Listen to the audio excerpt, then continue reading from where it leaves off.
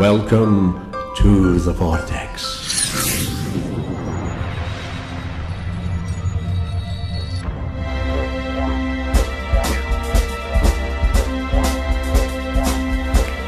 Welcome to the Vortex. I'm Jillian Simmons, and I'm pleased to welcome today Aedan Macdonnell. She is a harpist and a healer. Welcome, Aedan. Hi, thanks, Jillian. And just love to hear about how you entered the whole realm of healing from playing harp. Boy, there was no one entry point. It kind of came at me from all sides. I've always been playing music, and I started doing healing work when I was in my 20s, got away from it for a while, and then when my fiance was in a fatal car accident, that propelled me into connecting back with the spirit world and got me right back into the healing again.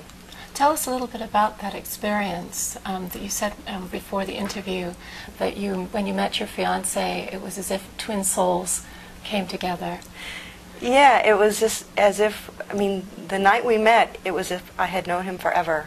And then like a week later, we went on our first date, and there on out, there wasn't a day that went by that we didn't communicate somehow or see each other. And he just felt like that other half that I had been looking for all my life, and he had felt the same way. What were some of the signs that was the case? Things like we both wore the exact same watch, which was really crazy. A particular kind, not a Timex then, right? No, not a Timex. It was like they're both made from Italy. And they looked the same, and which was really crazy. And just things, it just felt like we could sit and talk to each other without verbally talking to each other. And it just felt like the connection was just so right. There was no doubt that he wasn't the right one. Was he a musician also? No, actually he was a casting director and an acting coach, but he's very creative. Yeah, very creative, very funny, very kind, gentle man. Very handsome too. Oh. Yeah. So tell us what happened, in terms of after he passed, and what difference, how your relationship evolved after he passed. Oh, that's an excellent question. He, at his wake, one of his students handed me a book called The Palinko Light, which was about a woman who lost her son, and she saw him after he passed and had conversations with him. And so that sent me on a journey of reading every book I could find about near-death experiences, and went into past life regressions, in-between life regressions through hypnosis, and what happens in between lives, incarnations, and one thing just led to another. And I had already with the harp, I've always played some kind of music, and for some reason I've always kind of been interested in laying on of hands, energy work, and that type of thing. So the two kind of came together while I was on my journey of trying to connect with him, and he would send me all kinds of incredible signs. How did you feel when you were getting the signs? How did that help your grieving process? It gave me a lot of comfort to know that he was still there. He still loves me. Our time together was only a year and a half. So we didn't have a whole lot of time. So there was doubt on my part, even though his family, his sister still calls me her sister-in-law, and his nieces call me their favorite auntie. And so even though we didn't get to the point where we got married, the family still embraced me as if we had, because apparently that was the route he was going down, that he had been talking to them about, but hadn't had a chance to talk to me about. So it gave me a lot of comfort. It gives me a lot of comfort, and he still sends me signs. He just sent me one a few days ago. What was that? It was he sent a lot of music. He was a big Bob Dylan and Beatles fan. And so I was just driving down the street, and all of a sudden, out of nowhere, I started thinking of him. And I thought, well, I'll turn on the radio. Wouldn't that be funny if it was a Bob Dylan song? And sure enough, it was a Bob Dylan song. I just turned on the radio. I didn't scan or anything. I just turned it on, and the song was Dreaming of You. So it's things like that those are some of the more subtle ones. But then there are other things that he is to convince me. I now know without a doubt that when you leave this body, you don't cease existing. Before I'd hoped that was the case. Now I have no doubt. And Aedan, your necklace, that has special significance, I understand? Yes, he sent it to me. It was one of the incredible signs that he sent. I was in a mediumship class learning how to connect with him better, and everybody got something very strongly from him. He was a very strong personality as well. One woman said he showed her a knight in shining armor. And another woman said, well, he's telling me he sent you another coin. And when he first passed, he sent some incredible coins. One was, he's from New York, so I went to his service in New York, waiting at the airport. I had a conversation with him in my head, and I just thought, oh, this is silly, I'm just making this up. And as soon as I thought that, this man came over and handed me a Canadian penny and walked away. And that was it.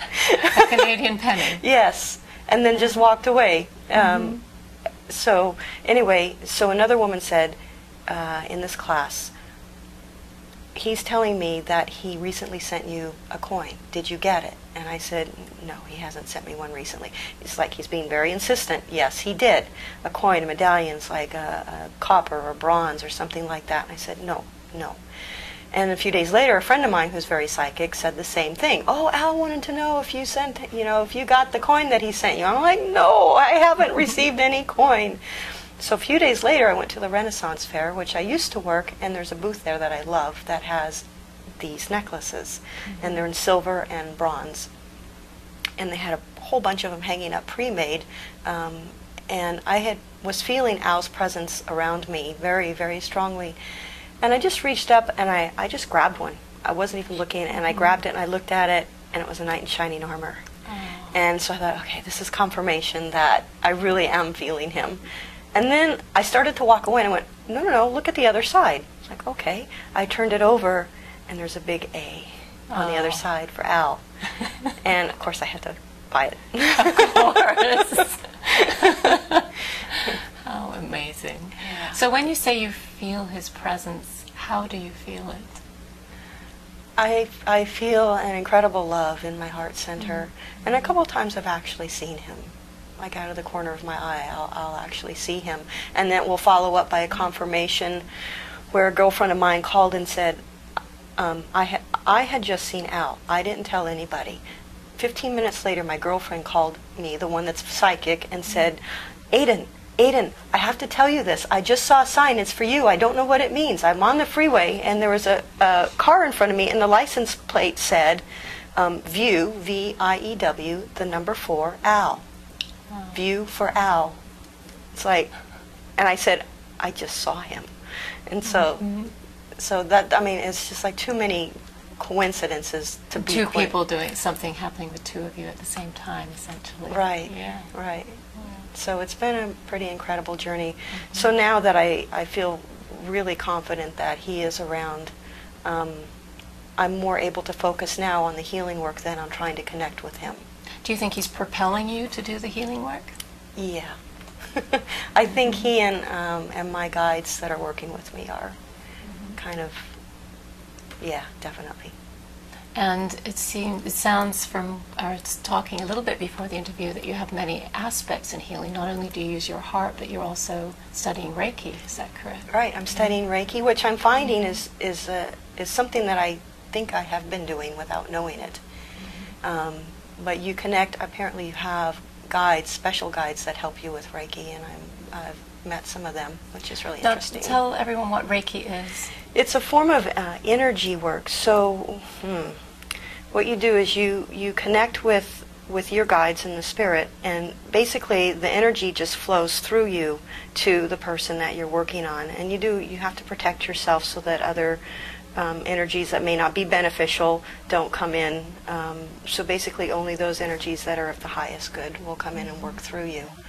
And that's basically what you do. And I'm finding I've worked on a few people, and I find that I get information for them. Well, my nose is not